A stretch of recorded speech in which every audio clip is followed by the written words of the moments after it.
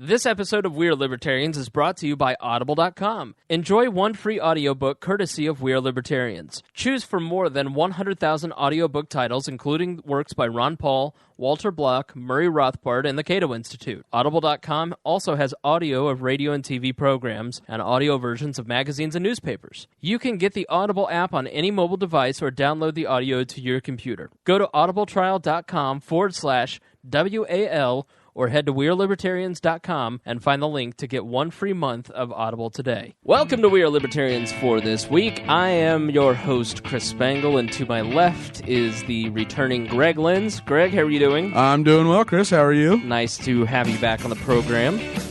You've been a world traveler, and our schedules didn't meet up, so I gave you the week off. I'm having one of those summers where it's all friends getting married and bachelor parties. Oh, I'm sorry. You must be lonely. You must be yearning for a wife that you can marry and spend the rest of your life with. Crickets. Still a committed bachelor, are you? You're settling into it nicely, I might add. Uncle Greg's such a nice boy. Why did he never marry? Uh-huh. I am. I'm enjoying my newfound singleness. I'm finding myself doing lots of different things, and honestly, I wouldn't be getting myself into so many different situations. Not sexually, you dirty perverts. If I didn't have that time, so not solitude is peaceful. Honestly, you know what I do most of the time when I'm here by myself? I sit with the TV off in the dark and stare at the ceiling. And it sounds really sad and depressing, but I think so many thoughts. It's really weird. Introspection, you gotta plan for it. But I don't know if that's entirely true. I imagine you're more like Matthew McConaughey dancing around with bongo drums in the nude and a male stripper. All right. Up next, ladies. So, no, I have really, through this process, for those of you, I am finally emotionally capable. I made it through an episode with Miah, so I figured I can conquer anything now. I got divorced recently, and at some point we'll get into all that. That's not our topic today, because I have some thoughts on getting divorced versus when the government says I am divorced. And, it has been... And it actually kind of really, it's going to tie into a lot of what we're going to talk about tonight. So maybe we'll hold off on my introspective thoughts here in just a second, because I want to address the last episode. So we'll have a bit of flow. We'll have a nice transition for the listeners. We'll do a good podcast this time. So Miah was on last time, and as always... She waged jihad. She waged jihad on me and the listeners. She did not hit me. She did not get up and leave. The NAP was not violated this time. She did say if I was here, she was going to point a gun in my mouth. That's true. And then said she didn't like me, but that's all right, because I know she's prone to sensationalism, so there's no hard feelings. I got hurt messages from Joe Ruiz and Ryan Ripley. What does that mean? I'm like, she's just kidding. No. Maybe. No, Miah was using people in the Wallasphere, as we'll coin it, that the listeners would know and would recognize. So to kind of point out, here's why I don't like that particular political philosophy or handling things that way. Well, it was more personal attacks. Yeah, she really doesn't like. Yeah, I know. But that's just because you keep blocking her. You've got her blocked. Well, I didn't even know I did. Well, you did, and you kept her blocked. I mean, that's not fair. She's the one that's supposed to block you. It's voluntary. So I'm not voluntarily associating with him. Anyways, Miah, by the way, went through castration. I don't know if that's the correct term. Her twig and berries are now just twig. Dedictodectomy, is that what it's called? An addictomy or a chop-a-dick-off-a-me, according to Rush Limbaugh. Chop-a-dick-off-a-me. No, she got castrated. She's doing really well. She's very happy. We're very proud of her for this. Believe it or not, we'll explain why some other time. But if you really want to know, go check out her Facebook page. Is it because so she can't have children and spread? That's part of it. Yeah, there won't be any more little Miahs. No, I mean for her, this is a huge step. It's a point of no return. It's an acceleration of the process that she's undergoing, and it's a huge commitment. And commitment is always difficult and good and tough and interesting at the same time. So Miah and I are gonna do a Creating Miah episode about it soon. So go to look up Creating Miah, Miah, and we walk through the whole process. But, enough about that. But we wanted to let you all know that Miah's doing really well and recovering nicely. And we're hoping for a kinder, gentler Miah soon. Although I am a little worried that now she knows how to cut nuts off, that I'm next. Yeah, I'd be a little nervous. I wouldn't sit on the same couch as her if she records again. You were funny though. You're like, so let me get this straight. Miah doesn't like me, so she'd walk in and put a gun in my mouth, but she will go do this because the government has walked in and put a gun in her mouth. Yeah, that was.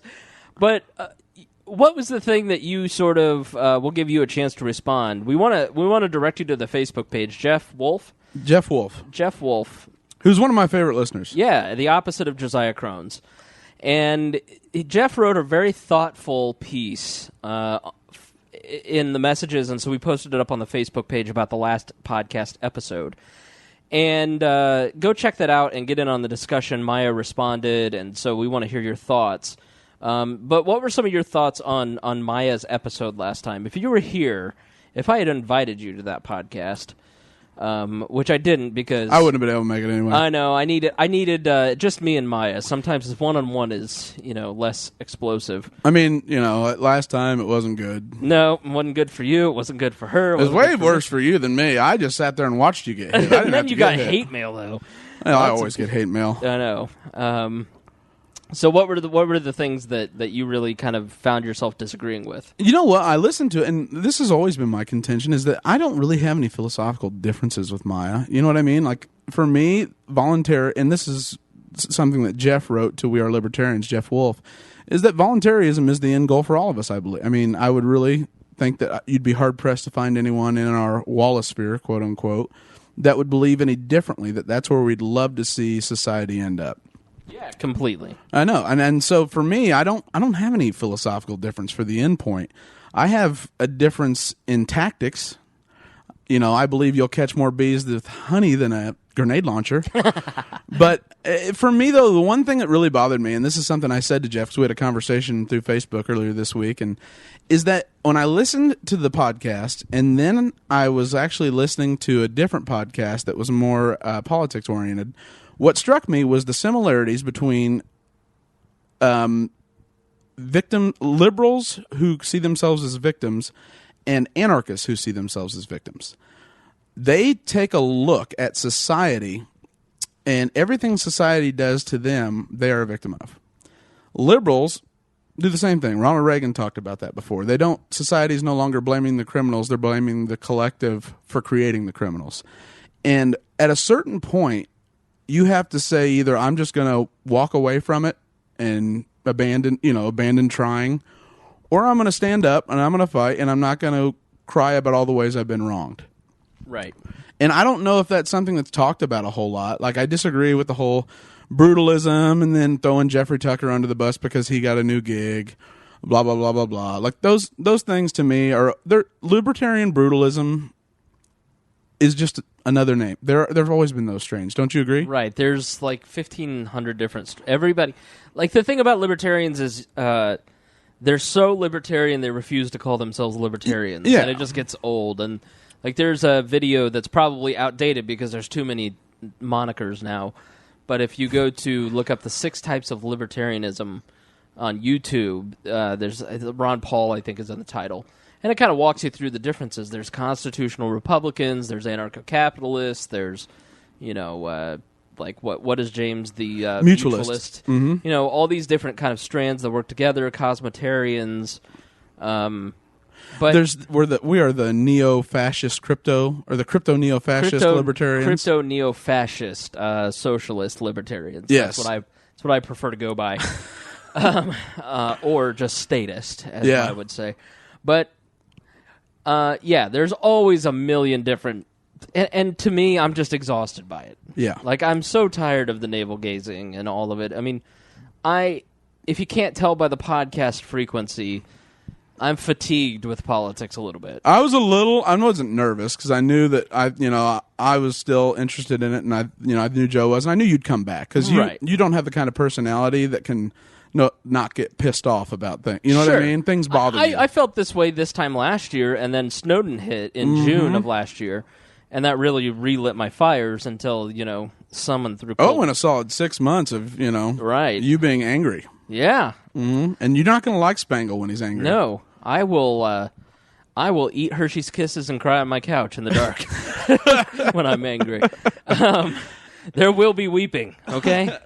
But, so, I go through spurts, and I think I'm like everybody else, and I'm focusing on certain aspects of life, and, I just find it hard to get motivated to care about a lot of libertarian stuff, because, frankly, there are a lot of times, and I don't mean this as a commentary of anyone, of Miah or anybody else, I just find myself not liking libertarians at large. Like, sometimes libertarians are just hard to deal with. They're rude. They're not nice people. They're the biggest whiners. Know-it-alls. Know-it-alls. And maybe it's just because I'm part of that camp. Because when I was a Republican, I really hated Republicans. They're just as bad. Democrats are just as bad.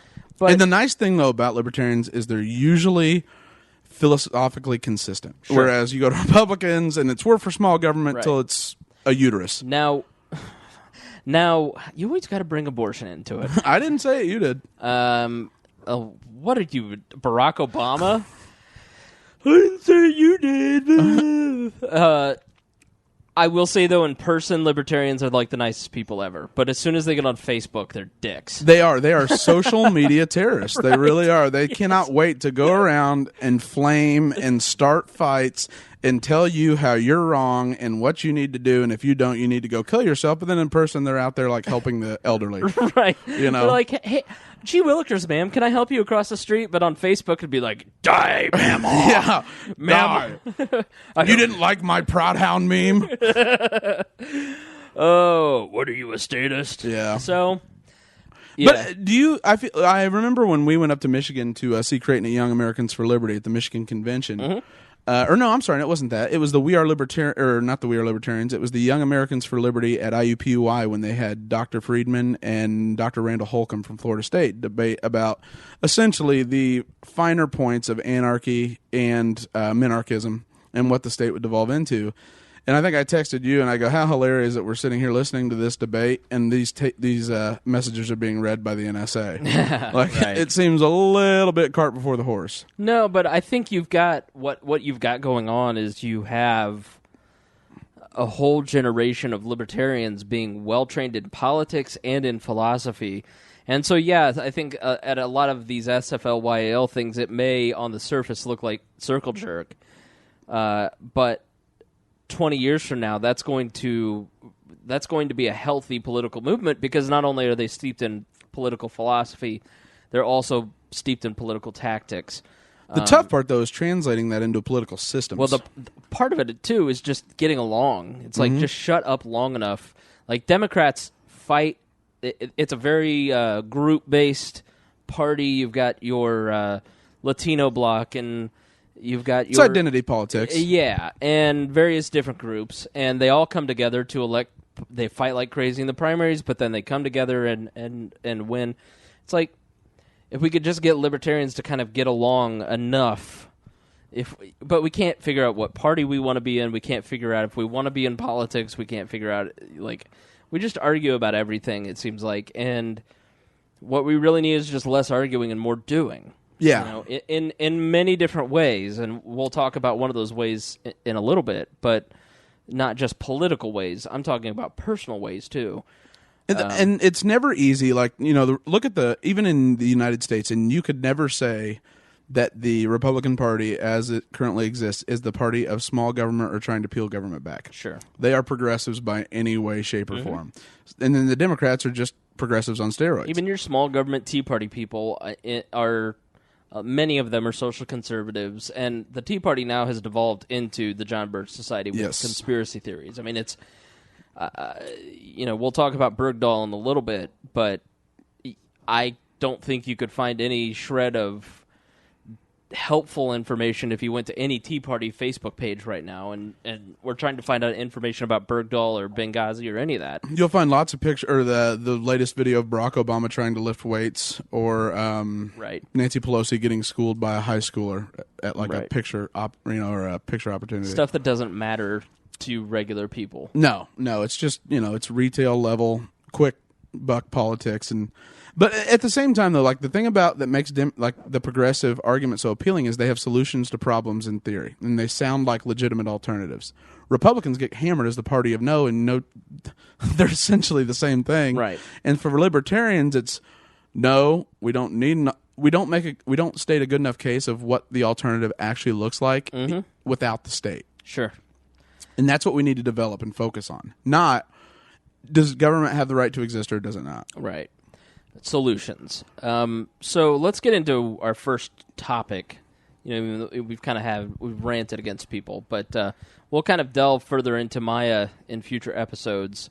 But if you want to sound off, if you disagreed with Miah, listen, I don't always agree with Miah, but I know that Miah represents a significant part of the libertarian movement, and so I'm comfortable with having her come on here and say things that, gosh, I can't ever run for public office probably because of that last episode, but I don't. You can run as a libertarian. Sure. Bad luck libertarian. Runs for office, wins. Well, do kings run, though? No. President, please. That's my fake title. You're like the Emir of Qatar. Right. I have one of those outfits. I'm wearing my fake livery right now. So, anyways, so if you disagree with Miah and you want to talk about it, you want to get it out, go to the Facebook page, just look up We Are Libertarians, and look for Jeff Wolf's post a few days ago, and sound off there. But, we want to bring you all kinds of different views because I think it's important. Can I add one thing, though? I don't entirely see the... or maybe it's just me and I'm not smart enough to figure it out. Well, that's possible. Creating a closed Facebook page to spread liberty seems a little counterproductive. Well, they're being mean and blocking them, so... They're going to take their ball and go home and hope that liberty just shows up? I did my best to kind of point out some of the... hypocrisies. I don't even know if that might be too strong a word. Well, thankfully, Jesus didn't do that, or we'd all be something else. Right. I guess if you want to have a private clubhouse, I get it. Trust me, we have a private clubhouse where we say things that would immediately end all of our careers, like the Snapchat guy or whatever. But, I just found it a little funny that they're going to troll other people, but this group didn't like it when they got trolled. Oh, no. No. So there were funny things like that I tried to kind of point out. But how dare you? Right. You're not pure, Chris, because you are society materializing into how they are victimized. So, I have gone through a tough time. And let's get back to what I really want to talk about, which is me. And thank you to all the listeners for your patience. We have not been consistent for a little bit, and a lot of it is just because you got to try and find the energy, you got to try and find the sheer will to let Greg Lins into your home once a week. It's very difficult. Yep. He started plying me with pizza. And I usually have to have like a token gift. Yeah, you have to have a gift. If you want to come to my home, you must bring an offering. Now, though, it's like gold, frankincense, or myrrh. I'll take any kind of myrrh. Leave your gold on the doorstep.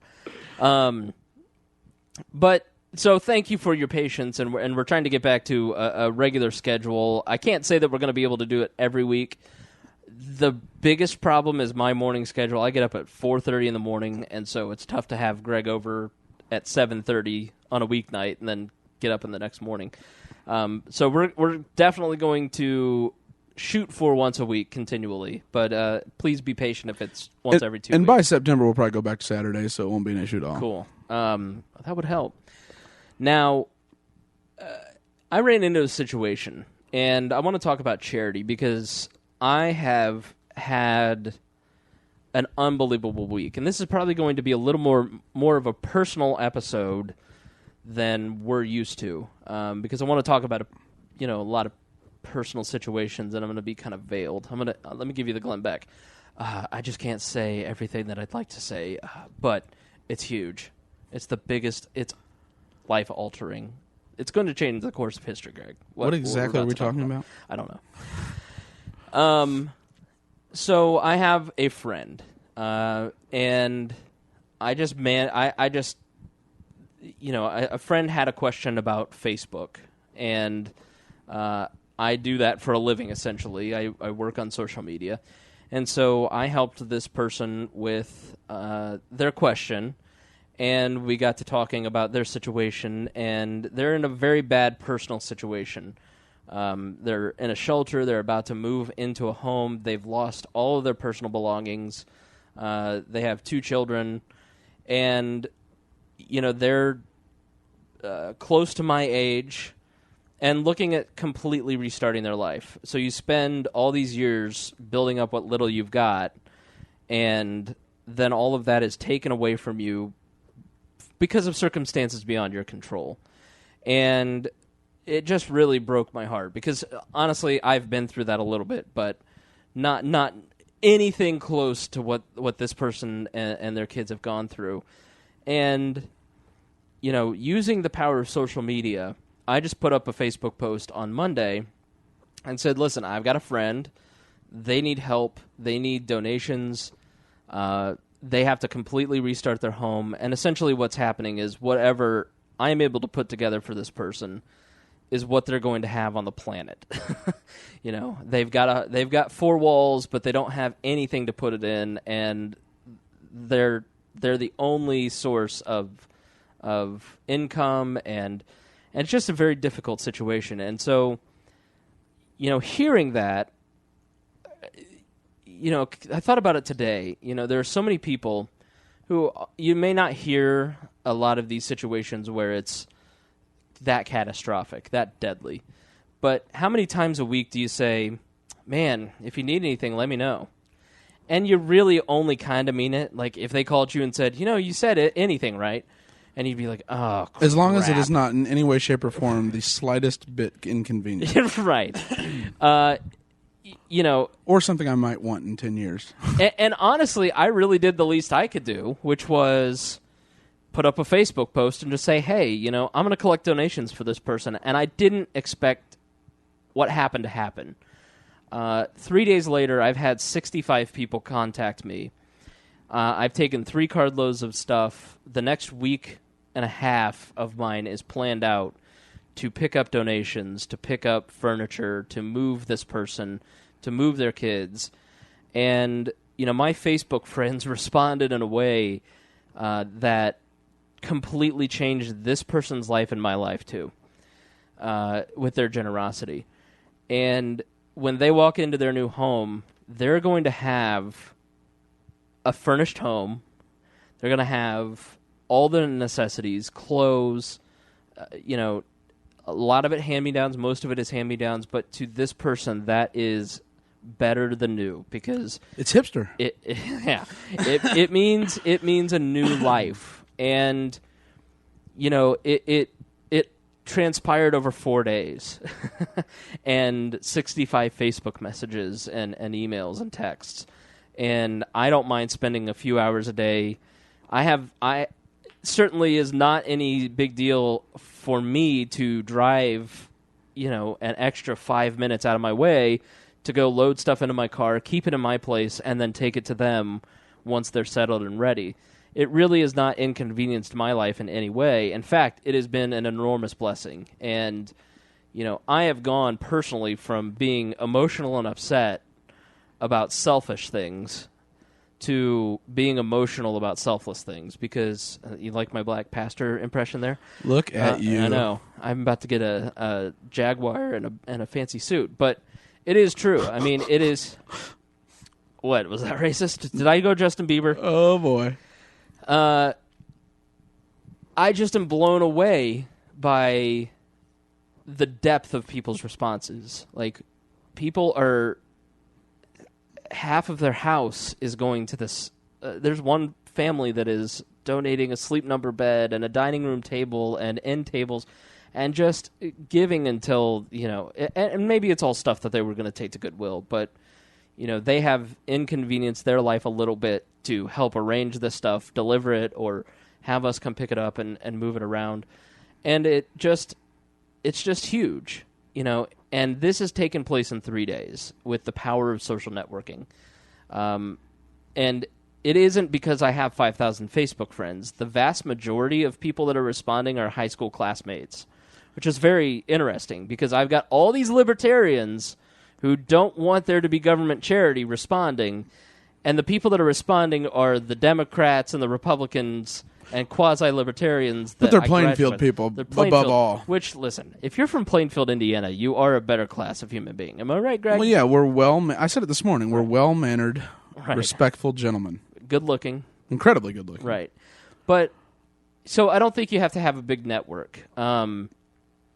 But by and large, it is mostly classmates from high school that are donating stuff. Millennials, I would say that of the 65, I'd say 90% are millennials, which is interesting too.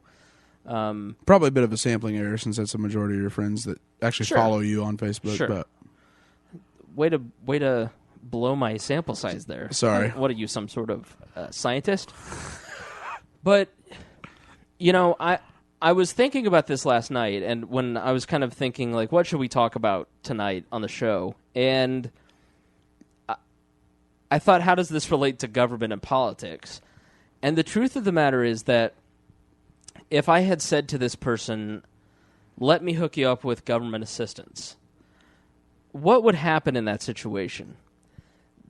In 3 days, their apartment would not be filled. They wouldn't have gas money for the next month and a half. Their kids wouldn't have gently used but perfectly good and exciting toys, more toys than they've probably had in their lives. They're being spoiled by perfect strangers who have no idea who this person is and will never know and will never see pictures of the kids enjoying the toys. They just know that somebody's in need and they want to help. If they had been sent to a government service, what would they get in return? Resentment. After 6 to 8 weeks, they might get resentment. No. I mean, like, by people, like, as far as, like, people tend to resent taxes. People tend to resent those types of things. Well, that lazy person doesn't want to work, and they take my taxes. You don't realize, So let's talk about, at all these different stages, how it affects each and every person.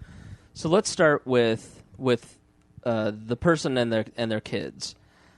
The person and their kids have had a very rough situation in life, and this has, in my conversations with them, completely restored so much faith in their fellow man, and has given them an incredible amount of hope, where they weren't really sure how they were going to handle things, and now they look at it and they go, we have a shot at a totally normal life. We're going to be safe and happy. There's going to be tough times, but it just in 2 weeks, their life is going to be set up and is working well. As opposed to if they went the government route, this person would have bureaucracy and red tape. And what kind of charity? What could they really kind of get? Could they get a couch gently used? Could they get money for a couch even? And could that be done in 2 weeks? Maybe they could get a certain amount of income from various government agencies to help buy these things. They could probably get a mansion if we didn't have to pay the bureaucrats to distribute it. Sure. But it certainly wouldn't be in 2 weeks. It certainly wouldn't be in the time frame that, this stuff is needed now. This stuff is not needed in 6 to 8 weeks. Fill out a form. Until next year's W-2s have been, and we can prove it. Right. Oh, you don't have an address? I'm sorry, we can't figure out how to find the funds, so you can go to Goodwill and buy a couch.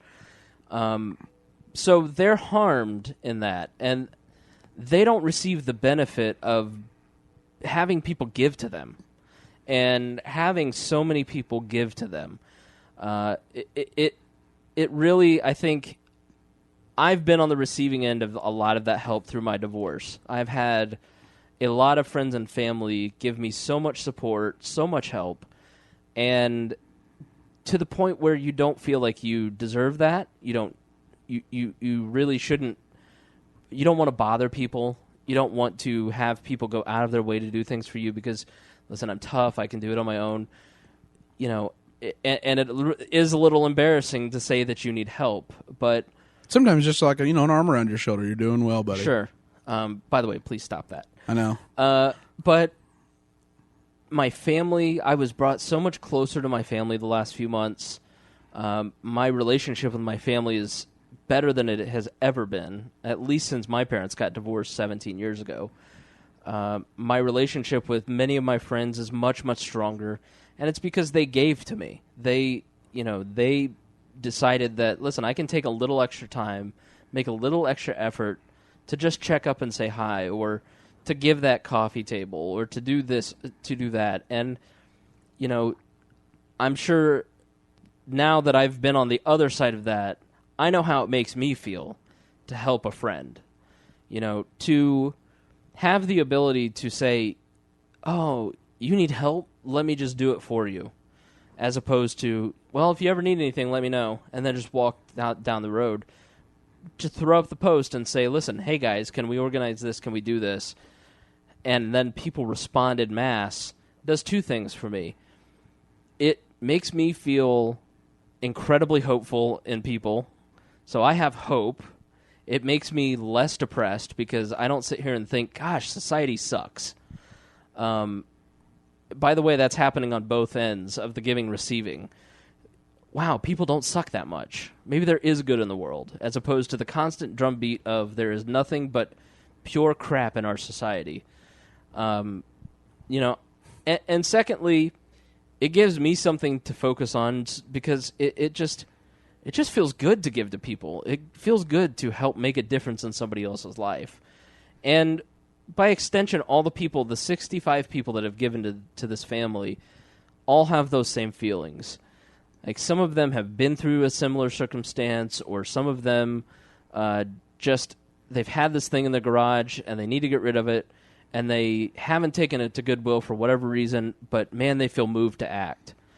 And they feel good about it. They feel good knowing that even though this isn't my friend and I don't know who this is, a lot of people are just kind of placing blind trust in me that, hey, I'm not making it up. And if you don't know, he's the libertarian equivalent of a Nigerian scammer. Yeah. I noticed. I love the new furnishings in your place, by the way. Right, yeah. No, I mean, I had a friend come over yesterday. They're like, your place is really messy. I'm like, I'm storing things. You know the story. Oh, yeah, I'm sorry. Was that Hannah Bananas? No, I don't want to get into it. It's touch and go. But she'll assume it's about her. That's okay. She's not listening. But, those folks are giving back, and they feel good about it. Knowing that their thing that they were going to take to Goodwill is making a difference in somebody's life. So everybody benefits in this equation. People get rid of stuff that they don't want, and they give their stuff to people who need stuff. And both sides feel good, and the transaction is done quickly.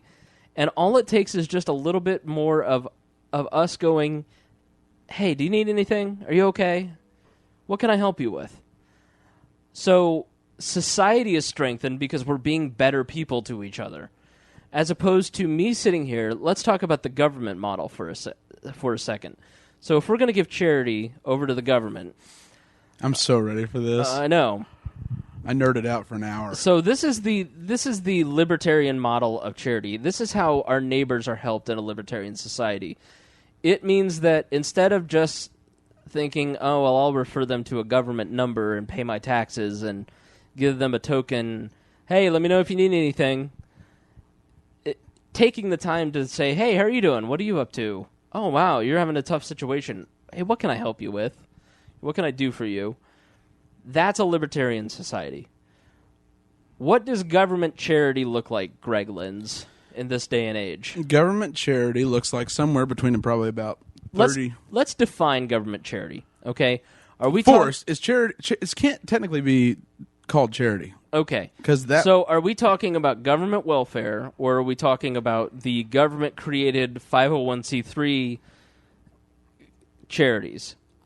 Let's start with government welfare and talk about that a little bit. Yeah. So if you're a person who is going to rely on benefits from all levels of government, what does that look like? The VA. Okay. You know what I mean? I mean, Yeah. honestly, that's what it looks like. Expound upon that a little bit. So there's the big VA scandal right now. The head of the VA, the Veterans Administration and Healthcare Distribution Network, just recently resigned because it's a scandal because he gets a certain allotted budget amount each year in order to service the medical needs of veterans, and the hospital network has been purposely delaying treatment so that people would die, in that way they wouldn't have to have those expenditures. Wow. And that has come to light. Now, granted, it's a little bit more complicated than that because, in fact, they had plenty of money, they just didn't spend it. Okay. So that's an even bigger issue, but that is what it looks like. It looks like this individual we're speaking of, Right. her entire life's falling apart, literally in front of her face, and this individual, and I won't say any identifying information, but she has the fortitude to take things into her own hands, to go do something that gives her mobility, that gives her options. She packs it up, makes the decision, goes to a private organization, and there she receives some help. Instead of having to download her W-2s, get her last 2 months' bank statements, take that over to the Medicare office, let her know that in 6 to 8 weeks, Betty Bureaucrat's going to give her a yay or nay or thumbs up or thumbs down, or she's going to get Section 8 housing or she's not. And it completely dehumanizes the entire process because government, and I said this to you the other day, alienates man from his other man. It completely alienates man from his other man because part of the human condition is getting to be a part of someone's success. Mm-hmm. Getting to see that person fall, they were purely, just bad things happen to them. It's random act that happened to you. Right. You're down on your luck. Let's even say that it was partly or fully their choice too. Mm-hmm. I think that drug users get way too stigmatized in this day and age. And somehow again, I will always tell people to go check out the documentary on Netflix called The House I Live In, or go on YouTube and watch it. We treat drug addicts who make it's a choice, but it's also you have an inclination towards dependency genetically or behaviorally. And so many times we just say, well, that's their choice. Hey, just stop. I pay taxes to take care of that sort of thing. Sure. It's whether it's just a random act or their choice, other human beings need help out there. Because I don't know if you've noticed, life sucks. We're all humans. Right. We're all in this together. It's crazy to look at it any other way. Right. There's like a quote by Aristotle: "Be kind because everyone you meet is fighting their own war," or something along those lines. And that's literally what it is. Everybody's fighting their own battle every single day. Yeah, and that's part of why a lot of libertarians, if not most libertarians, don't believe in nationalism, because the human experience now is essentially what it was 100 or 1,000 years ago, and too many people lose their lives over nationalistic causes. When at the end of the day, we're all just trying to succeed and feed our kids and feed our family, and then we get drug into these political discussions and life or death situations with wars. It's why people don't have time for politics or even care to vote. Right. Because they are struggling so hard just to even make it. Right. Who's got time to worry about whether or not this public policy is going to be beneficial? Right. If it benefits them in some way, sure, they're going to pay attention. But if it doesn't, if it's something relative or sort of irrelevant to their daily life, who cares? Yeah. So the whole process is just dehumanizing and ineffective. It's not nearly as effective as private charity between two individuals or between an organization. And that is fact. Yeah. Like, that is literally every study that I went through today. Mm-hmm. The lowest estimate I saw was that for every dollar given to charity, 61% makes it to the recipient. The highest estimate I saw for a government dollar collected making it to the recipient was a little over 41 cents. Holy cow. It is absolutely astounding how inefficient government is.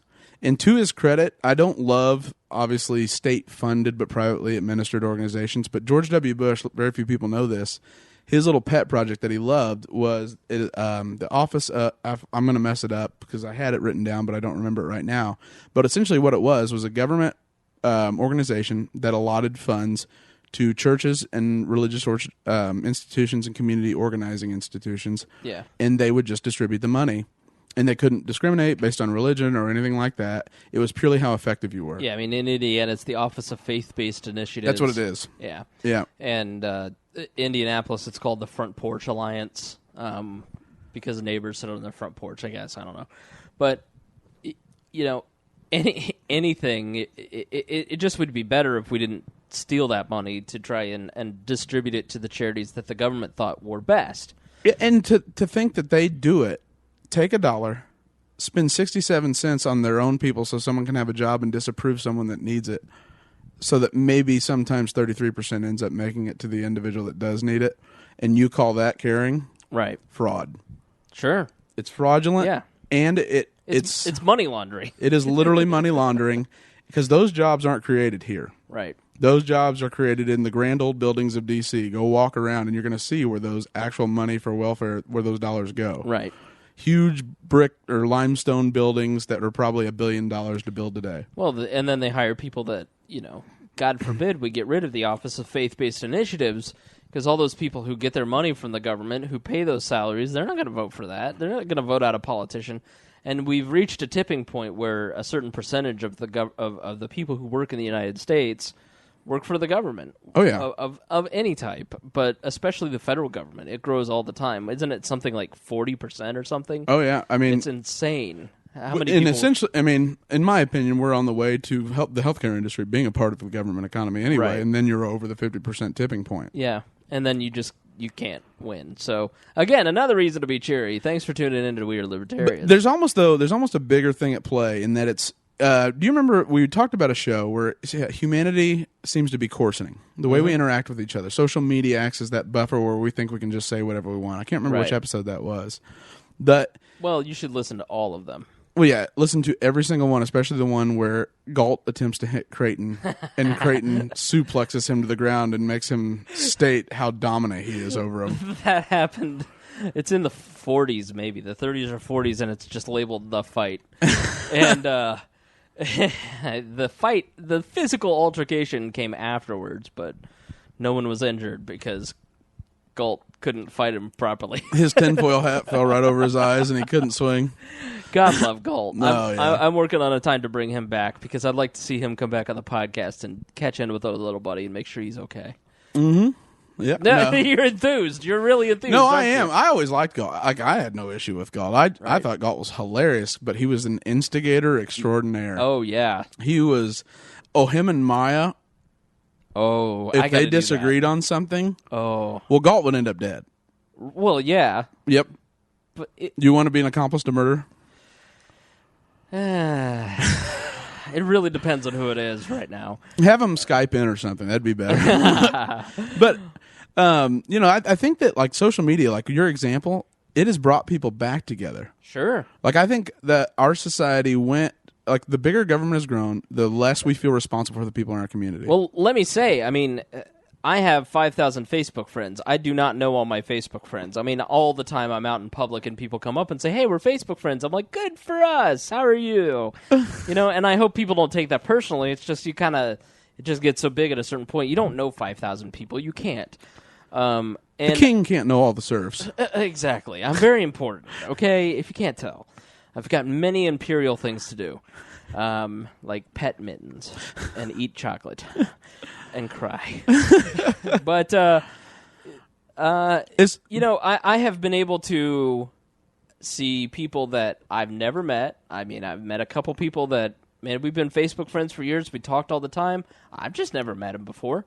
And it happened on a podcast. Creighton brought a kid from the University of Indianapolis, and you guys had met at like cocktails and conversations. Right. And he's like, "Yeah, we're Facebook friends, man." And you're like, "Oh my!" I'm like, "Hey, buddy!" I saw the terror and the white just flood into your face. Yeah. I was like, "This is great." I've tried to learn a lot from Rupert. I'm like, "Hey, sport." I'm gonna be like Babe Ruth. Hey, Dad. So applesauce, but.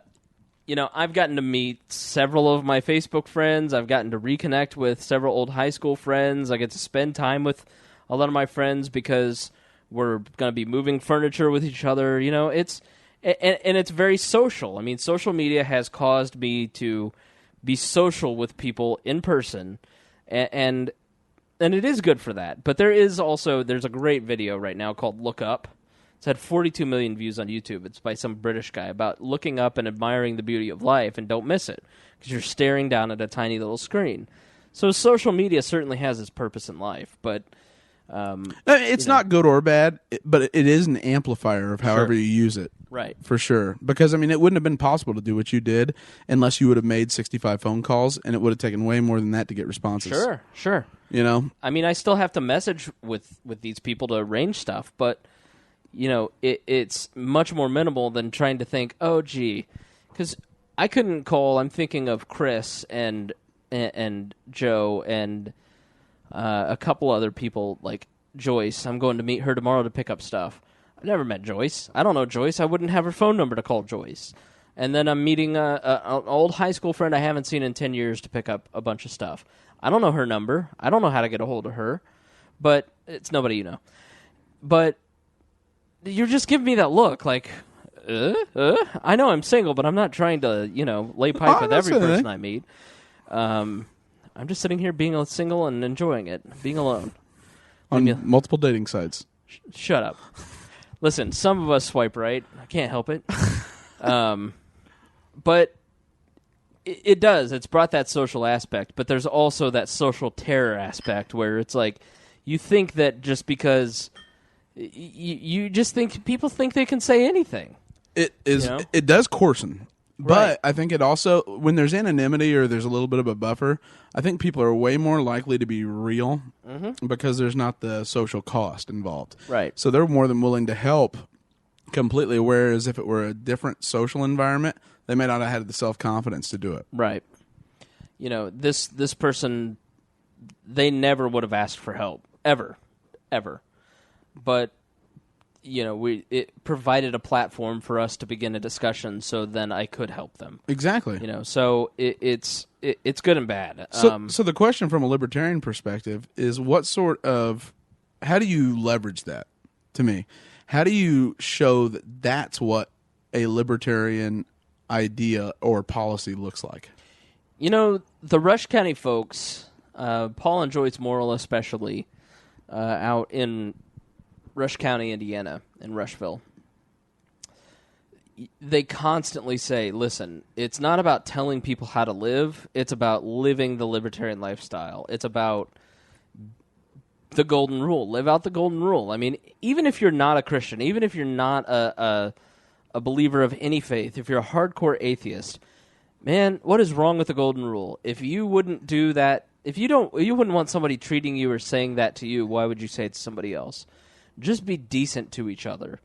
And I think if we can boil libertarianism down to that, it's like, let's just be decent to each other. Is it decent to launch a cruise missile from a drone? No. Of course. Don't give... Is it at Josiah Crohn's? That's all I'm saying. All right, now I'm on board. Exactly. It's a Bush Canada. doctrine. Canada? Liberate the out of them. Oh, yeah. They have oil. Yeah. You're going to get yourself in trouble with Arkansas. Arkansas is going to be mad at you. Oh, gosh. So, I didn't even know we broadcasted rabbit ears down there. Our good buddy Roger loves to taunt. My good buddy Roger, apparently not Greg. No, Roger's a good guy. I just like to tease him. So, Liberation is coming soon to Little Rock. He just has that libertarian need to tell you what you do wrong and why it offends him and violates him, like how it's a crime against humanity. So I think we oftentimes, as libertarians, we start out at our outreach booths talking about, here's why the government sucks, here's what it's doing wrong, instead of saying, here's what it could do better, here's how we could provide hope, or even take it a step further, which is something that I always wanted to do as the executive director of the Libertarian Party, which is what Democrats have done so successfully, is have more of a community organizing mindset. This is by far the most effective organizing tool used across the world, a.k.a. Muslim Brotherhood or any organization, or Obama's organization, not comparing the two, just saying rapidly growing community organizations that bring about rapid political change, it's because they went out into the community, identified needs, fulfilled those needs, and said, don't worry about those other people over there. They're ineffective at helping you. Trust in us to help you. And give me your poor, you're weak, you're hungry. Sure. And now the government is ineffective. It cannot help you. And that is statistically proven. Sure. And so as libertarians, instead of setting up a booth at the county fair, do a food drive, do a clothing drive, find a local homeless shelter or women's shelter or rehab clinic. If you're so against the war on drugs, go help the victims of the war on drugs. Help them restart their lives, be a support for them, and somewhere along the way gently say, listen, those people over there are ineffective at helping you. I'm doing this because I believe that we can do it with each other, we can do it together, and we can do it more effectively and better if we don't have those people over there getting in our way. Libertarians are going to hate this, but if it ever spreads, it's going to be based on almost communitarianism. You have to know your neighbor because your neighbor has to trust you when there aren't guarantees and laws and all those things in place. Well, when you take the government out of things, you take the fight out of things. Like, have you ever... Except for some of the voluntary. Sure.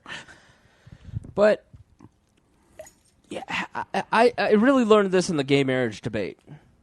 You ask people, like, do you love your gay nephew? Absolutely. Would you give your gay nephew a couch if he were starting a home? Absolutely. Do you think your gay nephew should... No, you wouldn't give your gay nephew a couch? No, Rick Santorum wouldn't, but... Oh, I know. Yeah. Do you think your gay nephew should get married? No, and I fought against this, blah, blah, blah. It's like, because that's a political thing. It's not a personal thing. It has nothing to do with the humans interacting one-on-one. Do you think Jesus cares and has time to worry about that? I don't want to get into that. But that's a whole different can of worms. But what I'm saying is once you make people fight for their personal values in the government arena, then it becomes contentious. Society becomes more contentious. It becomes more brutal. The only brutalist that we ought to be worrying about as libertarians is the government. That's who I care about. I don't care if you're a libertarian brutalist. I don't care if you're a thick or thin libertarian. You're welcome to listen to this podcast because we love all of you, except Josiah Crones. Ugh. You know what? I'm just going to go ahead and lump in the Idaho Libertarian Party in general. Yeah. You're never going to believe this. What?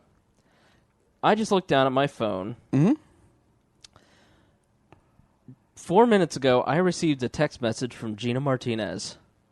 Oh my God! I haven't heard from Gina since that podcast, the Faded podcast, which at the end of the show I'll explain to you about that podcast because there's a bit of wall trivia that I'll share because at this point I don't care. You know, I was lonely there for a while. You two quit Liberty on me, and I was sitting there, and thank God for Joe Ruiz up in South Bend, brother. Right? If it hadn't been for you, I'd have probably been fundraising for Liz Cheney out in Wyoming. But anyway, so final thoughts on charity before we jump into Bergdahl because I got to go to bed soon. No thoughts on final. I mean, realistically, it's and we talked about it on that episode with Bittner. Is you do have to meet your neighbor because if liberty and the lack of government, since there won't be a guarantee, something they can go like in Tommy Boy, the guarantee fairy, they can rest their head on at night. There has to be a level of trust in a society.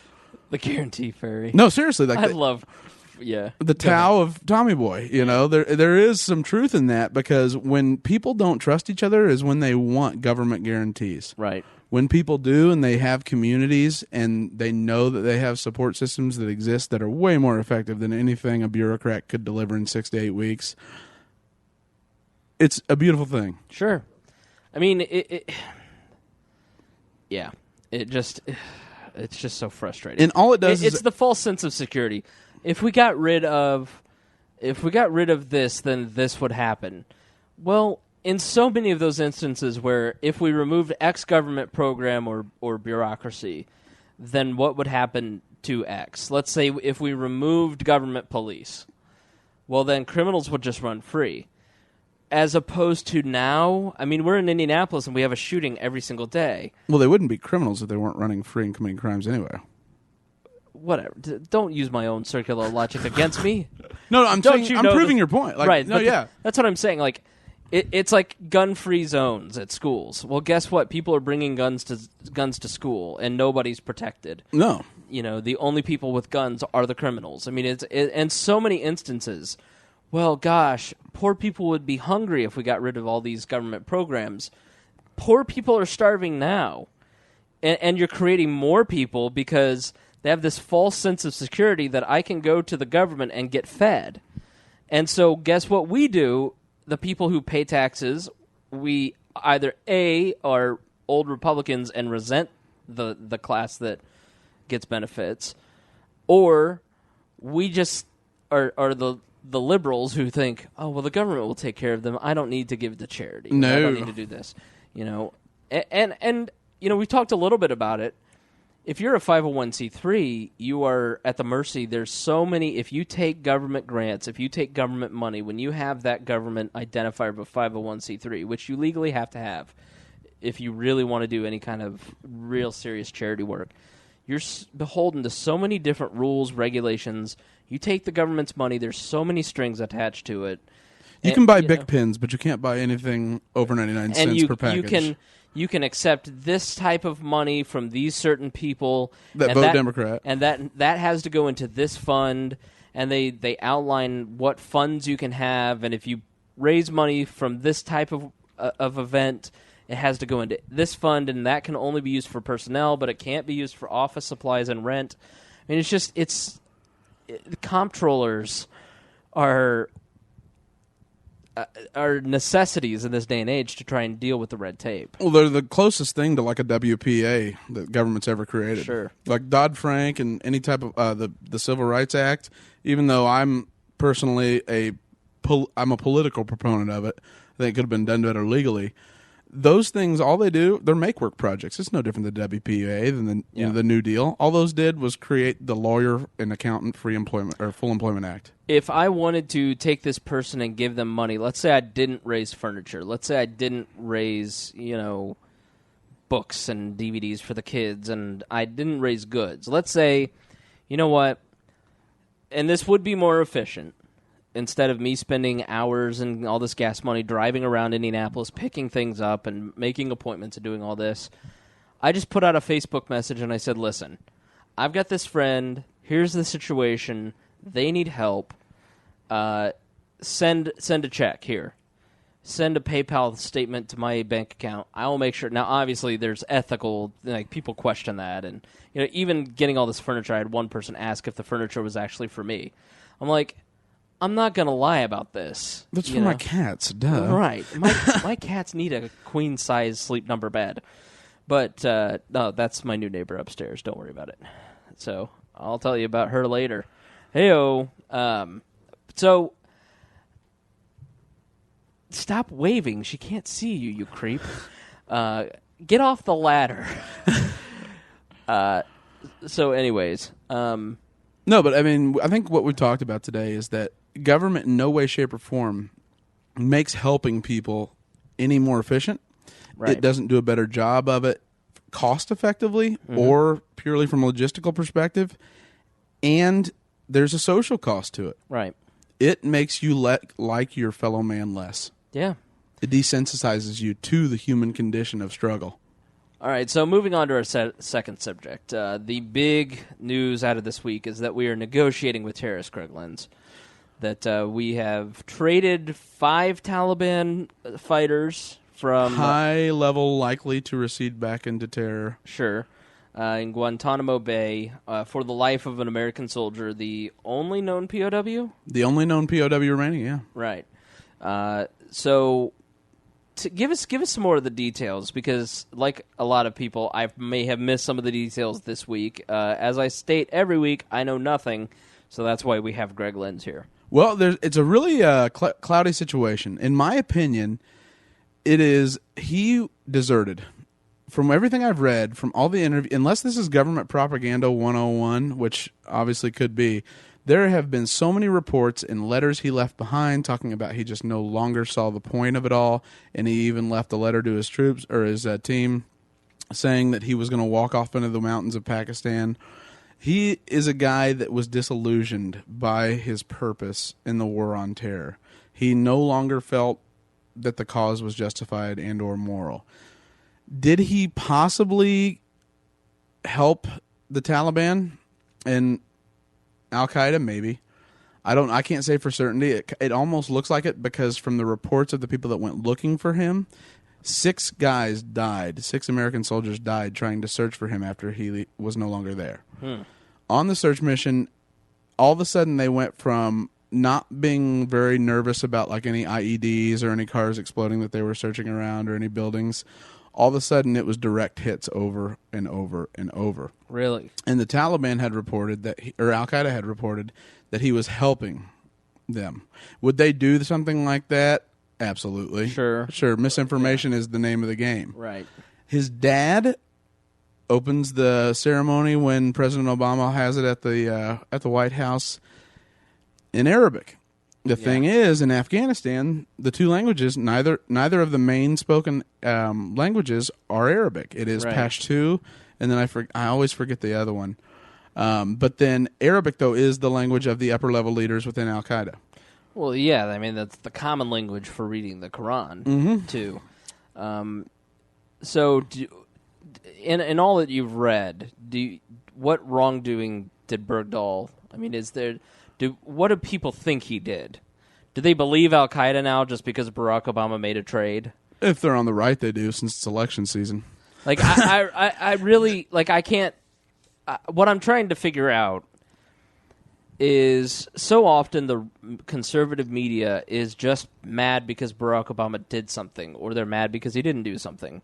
And so, because Dad is a Muslim and looks funny and speaks Arabic, and then Barack Obama traded him for 5 terrorists, Bergdahl's a terrorist, as opposed to worshiping at his feet because he's a POW, which we used to do. Now, all of a sudden, because Barack Obama released him, we're not doing that. Well, people like the conservatives can't make up their mind on this. There is, though, a ton of cloudy evidence. What's funny is, Michael Hastings. He wrote an incredibly long story about him in Rolling Stone. Right. And Hastings was of the opinion that he was a deserter and a sympathizer. Really? And it converted to Islam. And Hastings... Was he maybe paranoid? And if you talk about Hastings, you almost sound like a conspiracy theorist anyway. Sure. So we're not going to. But he was a great reporter at one point in time before the drugs got to him. I mentioned Gina texted me, right? Yeah, right. But, so, let's say, 6 men died searching for him. Mm-hmm. But he left. He left his troops. All right. So he deserted. We don't know why. Unless he was kidnapped, which he hasn't said that he ever has. Okay. So let's say that he deserted.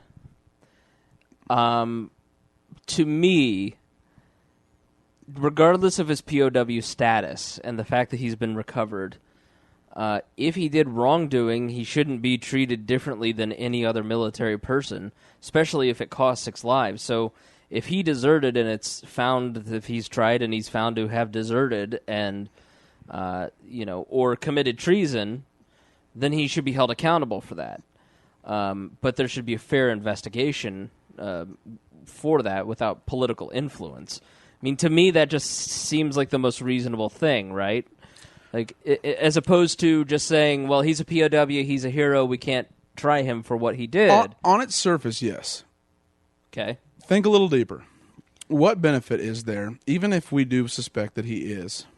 What benefit is there to bringing him back? Bringing charges against him? Or? No, bringing him back to the United States and not trying him. Even if we believe he is without a shadow of a doubt. I don't know. What do you mean? Intelligence. Right. Why would you would never... So if he's a deserter, leave him over there. No, if he's a deserter, bring him back on like we did. Right. Like I believe the 5 targets we gave up were high-profile targets. Barack Obama's own Justice Department declared those individuals people who would not be released. President Bush's same commission found the same thing. Right. These guys, the last I forget who it was. I think it was guy's last name's Forbes, wrote for Washington Post earlier this week. The last guy we released in such a situation was labeled a medium-level threat. Mm-hmm. As soon as he got back, he was the one that led the resistance in Afghanistan. Right.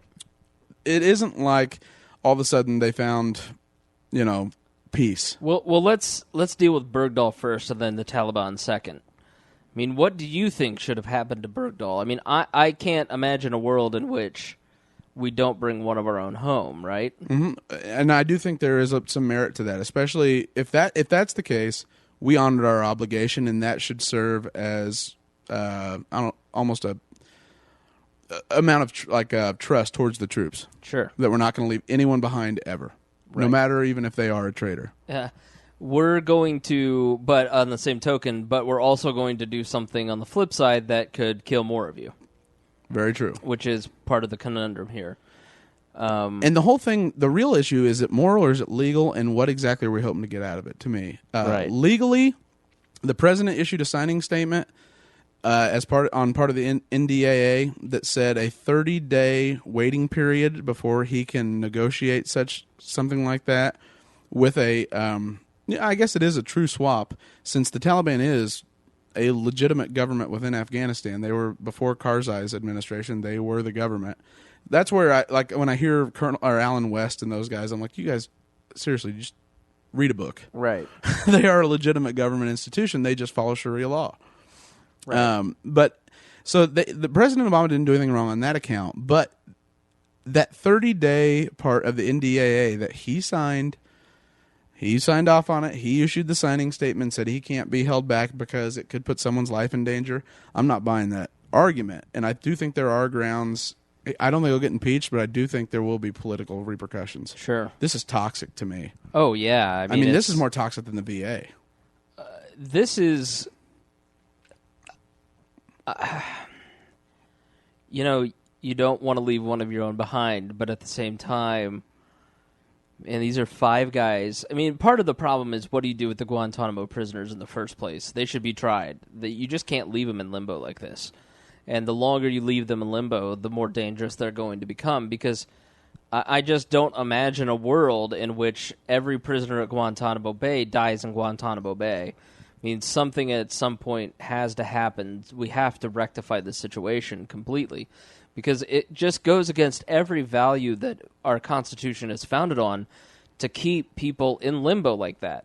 Whether they're horrific men or not, they deserve a fair trial. Even John Adams went to defend the Boston Massacre soldiers, the British soldiers, and he was vilified for it. But he believed in making sure that everybody got a fair trial. And then he authored the Alien and Sedition Act. I know. Well, he was conflicted. Men. Yeah, complicated men. No. No, I know what you mean, though. But I don't know. What would you do if you were president in this situation? Other than nuke every country that has the word T in it. Whoa. No, I mean, yeah. It's, listen, liberation. Australia, yeah. They got oil. Yeah, got oil. If we could spell China with a T, then we'd really be cooking. Is there a T in Canada? Sure, silent. Yep, it's Canada. If you spell it the Palin way, there is a T. No, but, and listen, we should all do it the Palin way. Exactly. But I do look at this situation. I just see the moral, which was the United States lived up to its morality, or its agreement and obligation. We didn't leave anyone behind, regardless of whether we think he's a terrorist or not. Or he is a sympathizer with Al-Qaeda, not a terrorist. Legally, the president is on a little bit of thin ice, and if he hadn't been a constant bully and provoker of everyone in the House and Senate on the other side, he probably would have got a pass on this one. Sure. And yet, now he's sitting there and he is impotent now the rest of his entire term. You think that this is completely... This is death to me. I think the midterms now just swung horrifically. I think Democrats are going to abandon him like Republicans abandoned Bush in 2006. Because the VA, you like to kill veterans, cool. You like to save the Muslim veterans, but you like to kill the ones that serve their country and just want to have their stuff saved. Right. Then you want everyone to buy health care, except you don't want any veterans to get the health care that they're entitled to. Right. And then you love Al-Qaeda. which is pretty close to what the Tea Partiers and the modern John Birch Society was labeling you with at the beginning. Like, this is the worst imaginable scenario. Then throw in the EPA announcement. You just lost every conservative union Democrat in the United States. Explain the EPA announcement. So there was an EPA announcement saying that different states had to put together a plan to reduce carbon emissions by 30% across the board within the next 30 years, and you have to submit your plans by 2016.